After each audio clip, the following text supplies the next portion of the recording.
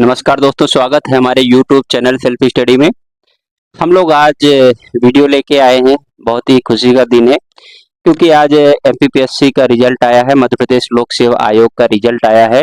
जो forest mains हुआ था 2023 में 30 जून को ये आयोजित हुआ था एग्जामिनेशन, उसका रिजल्ट आया है। और रिजल्ट में सीधे आयोग का रास्ता तय करने वालों की आज लिस्ट आ गई है। मतलब मेरा ये कहना है कि इंटरव्यू का रिजल्ट आ गया है कि आप लोग का इंटरव्यू है। और ये इंटरव्यू का अभी डेट नहीं आया हुआ है, लेकिन जिन लोगों का चयन हुआ है उनकी लिस्ट आ चुकी है। आप एमपीपीएससी आयोग के वेबसाइट पे जाके देख सकते हैं। और क्या है कि 418 लोगों का रिजल्ट आया है। 418 मेन लिस्ट में है और 12 जो है प्रोविजनल लिस्ट में यहाँ पर शामिल हुए हैं। लगभग मैं बता देना चाहता हूँ, ये पोस्ट जो है, दो पोस्ट इसमें मेन प्रमुख होते हैं फॉरेस्ट में, एसीएफ और फॉरेस्ट रेंज ऑफिसर। एसीएफ मतलब असिस्टेंट कंजर्वेटर ऑफ फॉरेस्ट, मतलब सहायक वन संरक्षक, और वनपाल। ये दो पोस्ट होते हैं जो आयोग द्वारा निकाले गए थे। 14 पोस्ट थे एसीएफ के और 126 पोस्ट थे आपके रेंजर ऑफिसर के। तो इसके रिजल्ट आए हैं और उन सभी छात्रों को बहुत बहुत बधाई जिनका इस सूची में नाम है, इस पीडीएफ में उनका रोल नंबर है। तो उनको बहुत बहुत बधाई। और उन छात्रों को भी बहुत बहुत बधाई जो लोग मेंस एग्जाम में अपीयर हुए थे और उनका किसी वजह से कुछ कमी रह गई, जिसकी वजह से उनका रिजल्ट आ नहीं पाया और वो इंटरव्यू में शामिल नहीं होंगे। लेकिन उनके लिए दुखी की बात नहीं होना है, क्योंकि वो लोग एक सीढ़ी ऊपर चढ़े हैं। क्योंकि आप लोगों को पता है एग्जामिनेशन कई लाख बच्चों ने दिया था, उसके बाद आपका मेंस देने का आपका चयन हुआ था। आप लोगों ने मेंस दिया, बहुत अच्छे से अपनी तैयारी के हिसाब से दिया। उसके बाद जो लोग आपसे थोड़ा सा बेहतर कर गए तो उनका लिस्ट में नाम आ गया। और जरूरी नहीं है कि वो आपसे बहुत बेहतर हों, आप उनसे ज़्यादा बेहतर हो सकते हैं। निश्चित रूप से कई लोगों को हमने देखा है कि जो बहुत बेहतरीन और लोग हैं, लेकिन उस दिन का एग्जामिनेशन में आपका 1-2 नंबर ऊपर हो गया, जिससे आप इस लिस्ट में नहीं आ पाए। तो इसके लिए आपको प्रयास हमेशा करते रहना है, आपको दुखी नहीं होना है, आपको अपने जीवन को रोकना नहीं है। क्योंकि मुझे एक कहानी जहन में याद आ रही है, मैं एक सुनाना चाहता हूँ कहानी। थोड़ी 2 मिनट की कहानी है कि हम लोग जानते हैं एक बहुत ही बड़े व्यक्ति हुए। आप लोग खुद गेस कर लेंगे, मैं कहानी के माध्यम से आपको बताना चाहता हूँ कि एक छोटा सा बालक जो हमेशा बैट से प्रेम करता था, पढ़ाई में उसकी ज़्यादा दिलचस्पी नहीं थी। तो वो व्यक्ति अपने टैलेंट के दम पर, अपने मेहनत के दम पर 1989 में डेब्यू करता है टीम इंडिया के लिए। बहुत लोग उसका मजाक उड़ाते हैं कि ये छोटा सा लड़का क्या खेलेगा। आप लोग सभी जानते हो एक बार की वो कहानी, पाकिस्तान के खिलाफ बहुत लोगों ने मजाक उड़ाया था। लेकिन उस बॉलर को भी याद होगा। मैं आपसे एक कमेंट में पूछना चाहता हूँ, वो बॉलर कौन था जो पाकिस्तान का, जिसको उस छोटे से बालक ने धोया था। और उस छोटे से बालक के बारे में आप लोगों को निश्चित रूप से क्रिकेट के नाम सुनते ही आप लोग को 1989 से याद आ गया होगा किसने डेब्यू किया था। मैं नाम नहीं बताऊंगा, नाम भी आप बता सकते हैं। तो वह बालक 1989 में टीम इंडिया के लिए डेब्यू किया। उसके बाद वो लगातार खेलता रहा। शुरुआती दिनों में बहुत अच्छा खेलता, बहुत अच्छा। उसके बाद वर्ल्ड कप आता है, जैसे कि हम लोग जानते हैं 4 साल बाद वर्ल्ड कप आते हैं। फिर 1992 में वर्ल्ड कप आता है। वो साल ज़्यादा अच्छा भारत के लिए रहा नहीं, फिर भी वो खिलाड़ी अपना काम किया जिसके रोल के लिए लिया गया था। फिर एक वर्ल्ड कप आता है अगले 96 में, उसमें भी वो बालक शामिल हुआ। बालक हम इसलिए बोल रहे हैं कि लगभग हमारे इस भारतीय कल्चर में अगर कहा जाए तो 25, 26, 28 साल तक बालक ही कहते हैं, तो अभी बालक था। 98, 96 में भी उसका सिलेक्शन होता है। और हर जो बालक, हर व्यक्ति, हर जो क्रिकेटर होता है, उसका एम होता है आईसीसी ट्रॉफी को जीतना। उस समय ओडीआई मैचेस होते थे। 1996 में भी उसका सपना पूरा नहीं होता है। बहुत तमाम अच्छे अच्छे खिलाड़ी थे, अजहरुद्दीन कप्तान थे। 1999 आता है जो अगले वर्ल्ड कप के रूप में, उसमें भी वो खिलाड़ी खेलता है। वो खिलाड़ी क्यों खेल रहा होता है? क्योंकि उसकी लगातार मेहनत, लगातार अथक परिश्रम वो करता है, अपने प्रैक्टिस को जारी रखता है, और आप देख रहे होंगे 2-2 वर्ल्ड कप हारने के बाद तीसरे वर्ल्ड कप में वो खेल रहा होता है। उसको क्या दुःख नहीं हुआ होगा? हुआ होगा, लेकिन वो लगातार लगा रहा। 99 आता है, फिर वो एक साल आता है 2003 का, जब मुझे लगता है उस बंदे का, उस व्यक्ति का गोल्डन टाइम होता है। अगर उस दौर की बात करें तो सबसे बेहतरीन खिलाड़ियों में शुमार 2003 का वर्ल्ड कप आता है। 2003 में हम बहुत अच्छा खेलते हैं, क्वार्टर फाइनल, सेमीफाइनल, उसके बाद फाइनल का रास्ता देखते हैं। हालांकि फाइनल हम हार जाते हैं, और उस हार से काफ़ी निराशा हमको लगती है, क्योंकि हम बहुत नज़दीक पहुंच चुके थे। हम क्रिकेट बहुत दिनों से खेल रहे थे और उस दिन का इंतजार कर रहे थे कि हम उस ट्रॉफी को उठा पाएंगे, लेकिन वो हो नहीं सका। और उसमें भी एक बार फिर से शामिल था वही व्यक्ति जो लगातार लगभग 10-12 साल से भारतीय टीम को सेवाएं दे रहा था, और इस समय उसका गोल्डन पीरियड चल रहा था। उसके बलबूते पर उसने सबसे ज्यादा रन भी बनाए उस वर्ल्ड कप, लेकिन एक कदम दूर रह गए हम ट्रॉफी उठाने से। वो व्यक्ति थे सचिन तेंदुलकर। अभी हमारे बीच आप लोग सचिन तेंदुलकर को जानते हैं, भारत में खासकर क्रिकेट के भगवान के रूप में जाने जाते हैं। तो 2003 का वो साल था जहां हम बहुत करीब पहुंचे। अब ऐसा लग रहा था कि हम इतना करीब कभी नहीं पहुंचेंगे, इतना करीब आने के बाद हम कैसे वापस हों। और उस व्यक्ति के बारे में सोचिए जो जिसने सबसे ज्यादा रन बनाए और अपना पूरा एफर्ट दिया, लेकिन वो हार नहीं माने। काफी उस समय हलचल मची क्रिकेट जगत में कि इनको खेलना चाहिए, इनको नहीं खेलना चाहिए, लेकिन वो फिर से स्ट्रांगली फिर से तैयार हुए, और तैयार हुए। फिर 2007 का साल आता है। 2007 में एक नया कप्तान आते हैं, राहुल द्रविड़। उनको कप्तानी दी जाती है। भारतीय टीम से ज़्यादा आशाएं नहीं थी, और इस आशाओं के अनुरूप ही प्रदर्शन भी रहा। हम शुरुआती दौर पे ही हार गए, बांग्लादेश से हार, और बहुत ज़्यादा ट्रोलिंग का सामना करना पड़ा। और मैं इस सारी कहानी में, इस पूरी जर्नी में आपको एक व्यक्ति कॉमन दिख रहे होंगे, वो है सचिन तेंदुलकर।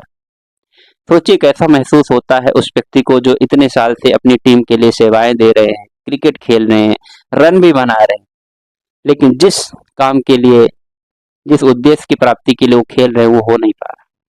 2007 का साल जाता है, एक दौर शुरू हो जाता है T20 वर्ल्ड कप का। T20 क्रिकेट का दौर शुरू हो जाता है। वो खुद से अपने आगे यंगस्टर्स को करते हैं कि हम T20 नहीं खेलेंगे, क्योंकि हमारा सपना ही ODI वर्ल्ड कप जीतना है। वो उनको आगे करते हैं, उनको मौका देते हैं। महेंद्र सिंह धोनी जी, आप लोग सब जानते हैं कि 2007 का वर्ल्ड कप हम लोग जीते। उसके बाद ऐसा लग रहा था कि क्या अब सचिन खेल पाएंगे कि नहीं खेल पाएंगे टीम इंडिया के लिए, क्योंकि नई टीम एक हमारी बन गई थी ऑलरेडी, जो T20 विनिंग टीम थी।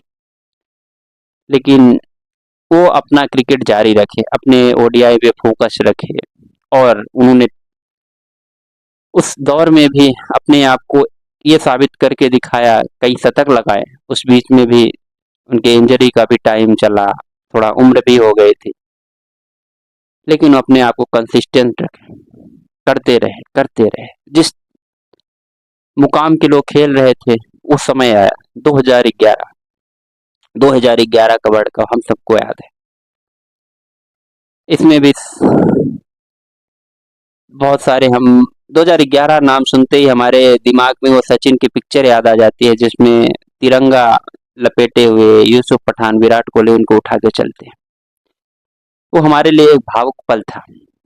तो इस 2011 के वर्ल्ड कप में सचिन एक बार फिर से अपने आप को पूरा झोंक देते हैं, पूरे टीम के लिए समर्पण की भावना से जाते हैं, शतक लगाते हैं, हाईएस्ट रन गेटर इसमें भी रहते हैं। बहुत शानदार पारियां खेलते हैं अफ्रीका के खिलाफ, इंग्लैंड के खिलाफ, और फाइनली उनका लक्ष्य पूरा होता है। 2 अप्रैल, शायद मुझे दिन याद आ रहा, अगर मैं करेक्ट हूं तो 2 अप्रैल 2011 का वो दिन, जब फाइनल मुकाबला होता है। शुरुआती दौर पर सचिन और सहवाग का विकेट गिर जाता है, तो सारे भारतीयों को एक मायूसी लग जाती है कि नहीं, अब हम वर्ल्ड कप नहीं जीत पाएंगे। और शायद सचिन के भी दिलो और जहान में चल रहा होगा कि हम ये क्यों नहीं कर पाए, अब मुझे लगता है ये सपना सपना ही रह।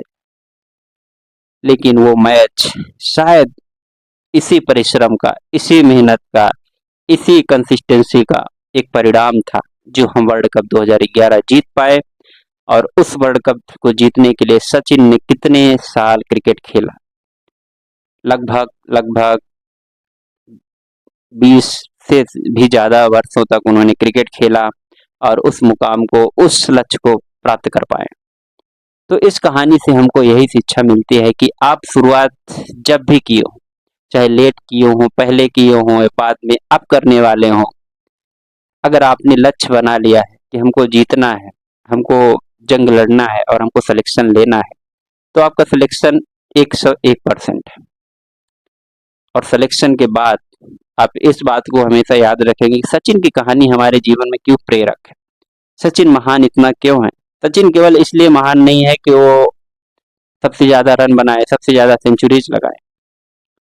सोचिए 200, पहला 200 बनाया सचिन तेंदुलकर ने, उनको 200 बनाने में कितने साल लगे। जस्ट संन्यास लेने के 1 साल पहले 2010 में वो 200 रन बना था। सॉरी। तो इस कहानी से हमको यही शिक्षा मिलती है, सचिन के सचिन को महान बनाने की कहानी यही है कि हम लोग को हमेशा प्रयास करते रहना चाहिए। जो लोगों का इस लिस्ट में नाम नहीं आया है उनके लिए ये कहानी बहुत प्रेरक है, और जिन लोगों का इसमें नाम आ गया तो अभी भी आपका, आप सब लोग को पता है 140 पोस्ट है, 418 प्लस 2 मतलब लगभग 430 लोगों को लिस्टेड किया है। उसके बाद भी इसमें ये एक कड़वी सच्चाई है, लेकिन इस सच्चाई से हम नहीं हट सकते, इसमें भी आपको छांटना है। तो ये कहानी हमेशा, अभी आपका इंटरव्यू होगा, इंटरव्यू के बाद भी कुछ लोग छटेंगे, तो ये कहानी आपको हमेशा जहन में रखना है और अपनी मेहनत, अपनी निरंतरता, अपना परिश्रम हमेशा बनाए रखना है। तो मैं आता हूँ यहाँ पर, फिलहाल ये कहानी यहीं पर रुकती है। बहुत सारी कहानियां, एक कहानी अभी हमारे सामने जस्ट अभी अभी घटित हुई है। हम लोगों ने कैसे 6 महीने में अपने अपने आप को पलटते देखा है। 2023 का वो दिन जब हम ऑस्ट्रेलिया से फाइनल बुरी तरह हार गए, और 2024 T20 वर्ल्ड कप के हम बादशाह बन गए। इसमें सभी खिलाड़ियों का बहुत योगदान है, सभी खिलाड़ियों ने इसके लिए बहुत परिश्रम किया है। इसमें कई ऐसे खिलाड़ी हैं जो हमेशा से ट्रॉफी के लिए खेल रहे हैं। विराट कोहली जैसे खिलाड़ी हैं, रोहित शर्मा जैसे खिलाड़ी हैं, पूरा जीवन उन्होंने निकाल दिया और उनको जाके अब सफलता हासिल हुई। तो सफलता मिलना जरूर है, कहते हैं जो सफलता देर जरूर मिलती है लेकिन मिलती जरूर है, समय जरूर लेते हैं लेकिन मिलेगी जरूर। तो ये बात है उन लोगों के लिए जिनका थोड़ा सा आज मन दुखी है। मन दुखी होना भी जायज है क्योंकि आपने मेहनत किया लेकिन रिजल्ट नहीं आया, तो आप दुखी थोड़ा सा मनाइए, पर इतना मत उसको हावी होने दीजिए कि आपका जीवन अफेक्ट करे, आपका खुशी छीन ले, ऐसा नहीं करना। तो मैं ये बता देना चाहता हूँ कि अब कुछ लास्ट में ये मैं बताना चाहता हूँ कि कुछ डॉक्यूमेंट्स है जो इम्पोर्टेंट डेट्स की अगर बात करें तो जो रिजल्ट आया है इसके लिए इम्पोर्टेंट डेट्स आपका अभी के हिसाब से 23 सितंबर है। 23 सितंबर तक आपको आपके सारे डॉक्यूमेंट्स को सबमिट करना है। जो भी है वो आपके उसमें लिखा हुआ है, कहेंगे तो उसमें डिस्क्रिप्शन बॉक्स में उस पीडीएफ को भी डाल दूंगा। 23 तारीख तक बाई पोस्ट आप भेज सकते हैं एमपीपीएससी आयोग में, या फिर जाके आप खुद जमा कर सकते हैं आयोग, जो कि यहीं पर इंदौर में ही है। ठीक है, तो कुछ लिस्ट में बता देना चाहता हूँ, बाकी आप लोग उसमें पूरा पढ़िएगा। 22 उसमें कुछ 22 कॉलम में डिवाइड है कि 22 डॉक्यूमेंट्स हैं जो लेके जाना है। तो जो मेन डॉक्यूमेंट्स है कि जब सबसे पहला एग्जाम फॉर्म प्री और मेंस दोनों का जब आपने भरा था, जहां भी है वो सब निकल आएगा एप्लीकेशन नंबर से। फिर एडमिट कार्ड प्री और मेंस दोनों का ये चाहिए। 10वीं 12वीं ग्रेजुएशन, ठीक है, इन पे मार्कशीट चाहिए, और इनका अगर सर्टिफिकेट है पास सर्टिफिकेट तो ये भी चाहिए। ग्रेजुएशन का आपका मार्कशीट और इसकी डिग्री आपको जरूर चाहिए। ठीक है, फिर रोजगार पंजीयन, जो जीवित रोजगार पंजीयन है तो ठीक, अपडेट वगैरह सब करा लीजिए। जिसका डोमिसाइल सर्टिफिकेट एमपी का है तो एमपी का, जो बाहर के हैं तो उनका बाहर का। ठीक है, फिर जो रिजर्वेशन कोटे से हैं तो उनके लिए जो भी सर्टिफिकेट है, चाहे ST/SC का हो चाहे OBC का हो, EWS का, तो वो रिजर्वेशन सर्टिफिकेट आपको चाहिए।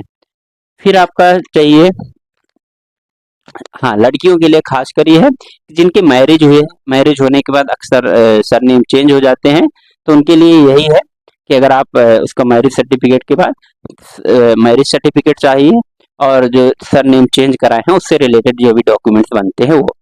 NOC चाहिए आपको, नॉन ऑब्जेक्शन सर्टिफिकेट। अगर आप कहीं काम कर रहे हैं तो वहाँ से एक NOC बनता है कि हम इंटरव्यू देने जा रहे हैं, भविष्य में हमारा सिलेक्शन हुआ तो आपको कोई ऑब्जेक्शन नहीं है, तो हाँ, ये एक चाहिए। आपका ID चाहिए। ID मतलब आपके पास जो होता है Aadhaar card, driving licence, voter ID, जो उसमें से, ठीक है। अगर किसी के, बहुत सारे लोग ऐसे होते हैं आपराधिक केस होते हैं, तो आपराधिक केस से रिलेटेड अगर आपका के पास कोई डॉक्यूमेंट्स है वो चाहिए। कोई मामला अगर चल रहा है तो, अगर नहीं चल रहा है तो कोई बात नहीं है, आप बढ़िया है, ठीक है। बस इतने डॉक्यूमेंट्स हैं। बाकी उसमें जो भी और लग रहे हैं कुछ है, उसमें ये भी है कि आप और कुछ सबमिट करना चाहें तो कर सकते हैं। तो आप लोग देख लीजिए क्या आप सबमिट कर सकते हैं, क्या नहीं कर सकते हैं। कुछ लोग सबमिट करते हैं, अपने डिग्रियों को सबमिट करते हैं, बहुत सारा NGO से जुड़े होते हैं तो उन चीज़ों को सबमिट करते हैं, तो आप देख लीजिए। बाकी रिलेवेंट डॉक्यूमेंट्स ये मेन है, इतना आपको वहाँ पर सबमिट करना है। जितनी भी फोटोकॉपी जिसमें मांग रहा है तो आप लोग अपने हिसाब से देख लीजिए, ठीक है। तो ये रही जानकारी और ये रही आज की कहानी।